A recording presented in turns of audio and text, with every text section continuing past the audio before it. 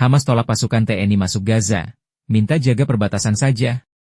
We must stand for all, the strong and the weak. Might cannot be right. Right must be right. The use of violence will beget violence.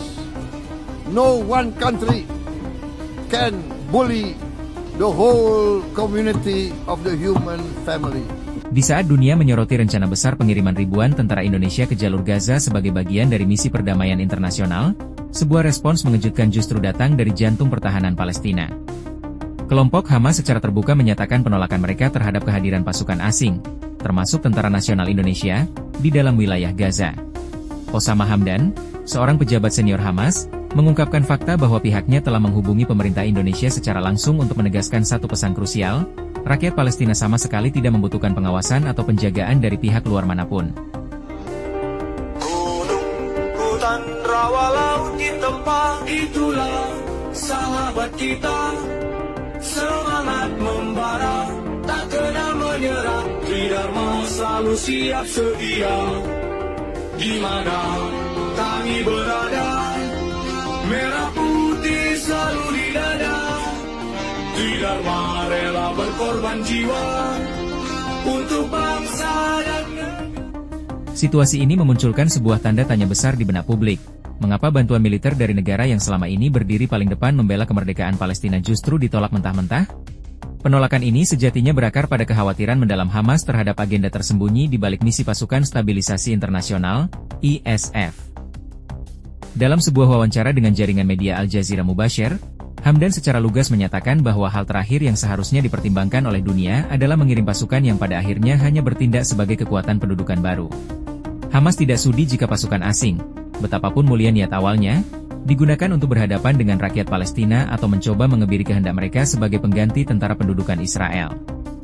Bagi Hamas, kehadiran militer asing di dalam kota-kota Gaza berisiko besar melucuti senjata para pejuang dan mencampuri urusan internal pemerintahan sipil yang telah mereka bangun. Ketegangan ini menjadi semakin beralasan di tengah mencuatnya laporan dari radio publik Israel dan The Guardian yang menyebutkan bahwa pemerintah Zionis bahkan telah menunjuk sebuah lokasi strategis di selatan jalur Gaza, tepatnya di antara kota Rafah dan Khan Yunis, untuk menjadi bara utama bagi pasukan Indonesia.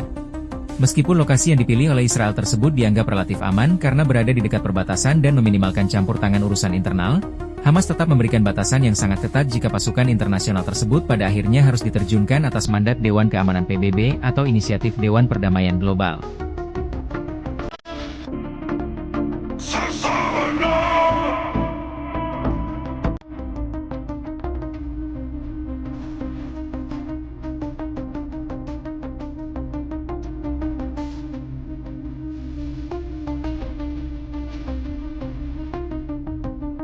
Osama Hamdan menggarisbawahi bahwa satu-satunya peran yang dapat diterima oleh rakyat Palestina adalah penempatan pasukan di luar atau di wilayah perbatasan semata. Tugas mereka harus dibatasi secara eksklusif sebagai tameng pencegah agresi lanjutan dari Israel, mengawasi jalannya gencatan senjata, dan memastikan tidak ada lagi serangan mematikan yang merangsek masuk ke jalur Gaza. Menanggapi ultimatum yang sangat tegas ini, pemerintah Indonesia dikabarkan telah memberikan jaminan komitmennya. Pihak Jakarta, yang tengah menyiapkan sekitar 5.000 hingga 8.000 personel dari Korps Zeni dan Kesehatan, memastikan bahwa TNI hadir murni untuk tujuan rekonstruksi dan kemanusiaan, serta sama sekali tidak akan menjadi alat pelaksana agenda Israel untuk memusuhi faksi perlawanan di tanah Palestina. Kini, posisi Indonesia berada di sebuah persimpangan diplomasi dan operasi militer yang sangat pelik. Di satu sisi, ada komitmen kuat untuk berperan aktif mewujudkan stabilitas dan membangun kembali puing-puing Gaza yang hancur lebur akibat perang, namun di sisi lain, ada kehendak rakyat Palestina yang menolak keras segala bentuk campur tangan yang dapat mengancam kedaulatan internal mereka. Situasi ini memaksa setiap langkah pengerahan pasukan penjaga perdamaian harus diperhitungkan dengan tingkat kehati-hatian yang luar biasa agar tidak memicu eskalasi konflik yang baru. Pada akhirnya, waktu yang akan menjawab, apakah kibaran bendera merah putih di perbatasan Gaza nantinya benar-benar mampu menjadi pelindung sejati bagi penderitaan rakyat Palestina, atau justru terjebak dalam labirin konflik tak berkesudahan di Timur Tengah?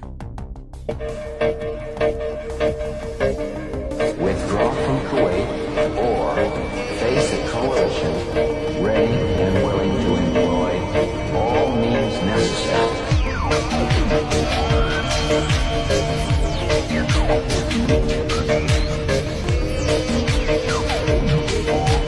Ikuti terus informasi-informasi terkini lainnya di SID News Network.